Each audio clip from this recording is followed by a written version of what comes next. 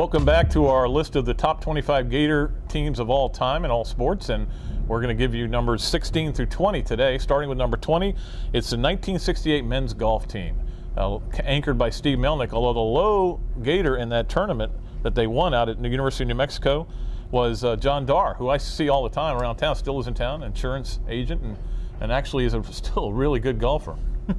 And of course, Melnick went on to a very successful television career with CBS and as a PGA analyst as well. So. Yeah, Darr was 1 over in the tournament. Melnick was 2 over, and they won by 2 over Houston. In fact, they came to the 15th hole down to Houston, and Melnick and Richard Spears both made birdie there, and the other two, the Houston golfers, both made bogey. Florida took the lead and went on to win. Yeah, Spears finished 2 under for the day, so it was a very good day for the 68 team. It was. And at number 19, we have the 2003 volleyball team, and this was a team that I think everybody was excited about because Florida had not gotten to a final. They'd been to Final Fours and gotten whacked.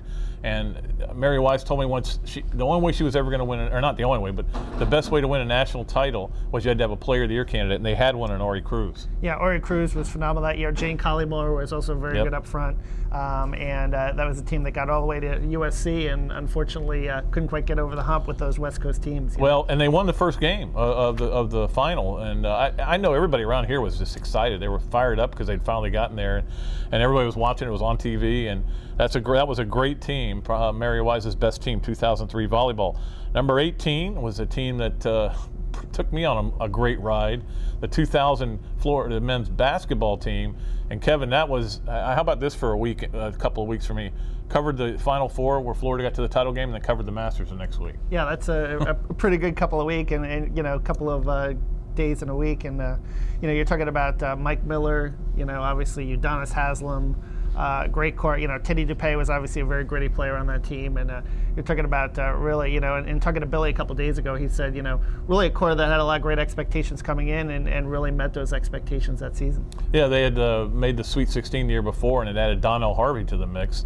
Their second string was unbelievable. It was like I want to say, well, Brett Nelson, Donnell Harvey. I mean, their second string was a bunch of all-stars. So that was an amazing team. Got to the finals, but they weren't going to beat that Michigan State team. I think they could have played them 10 times. That team was senior-laden team, and with Natine Cleaves, obviously, and they're awfully good team. Morris Peterson, very good. Yep. And another point that Billy, I remember telling me about that team, you know, my first year on the beat was an incredible practice team. He said that practices that season were just incredibly competitive, and you know, borderline fights during the course of practices. I mean, it was that hard, you know. And when you have, you know, physical guys like Haslam and Donnell Harvey, you're going to have that kind of a scrap it out, physical, tough team. And that's the thing. When I mentioned their backups before, when you have a second string like that, you're going to have very competitive practices. So that was certainly a team that took everybody on a wonderful run. The number 17 is the 2005 baseball team. You want to talk about a remarkable run. Only time Florida's ever gotten to the finals of the College World Series. People around here, I remember sitting out in my backyard watching one of the games, and ended up going out to Omaha for the finals. Ran to a really good Texas pitching staff and couldn't get it done. But the thing I'll always remember is going there in their locker room, and Matt LaPorta was crying his eyes out, just devastated with that loss.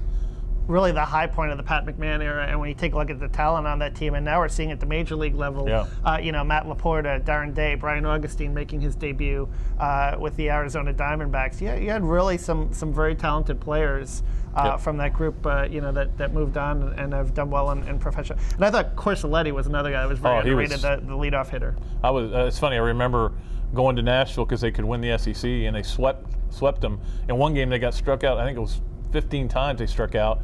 And but they still swept Vanderbilt. LaPorta hit one so far, I think it landed in Kevin Stallings' office. I mean, it was a bomb. Although they tell me the one he hit against, I think it was, maybe it was Nebraska. Anyway, one of them he hit early in the College World Series out there is still the longest home run anybody's ever hit. But that 2005 team was a lot of fun to cover and to watch. And of course, number 16, 1985 women's golf team. We mentioned the other team before that also won, but they won the national championship by 15 shots. I mean, they were expected to be great. They were number 1 in the country going into the NCAAs, won it by 15 shots. And of course, you know, Deb Richard leading the way, went on to a very successful PGA career, 20 years, wins 5 tournaments.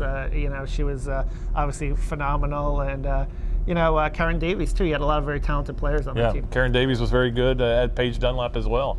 So that's the number 16 team, and that's going to do it for this segment. We'll come back. Oh, we're getting there. We're almost up to the single digits. So we'll come back next time with a look at numbers 11 through 15. Till then, Kevin Brockway, Pat Dooley, the Gainesville Sun, saying so long from the Sunshine State.